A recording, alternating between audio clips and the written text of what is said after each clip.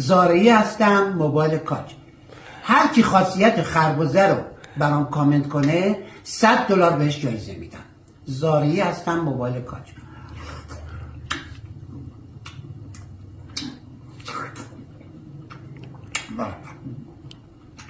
اینو جیم آباده.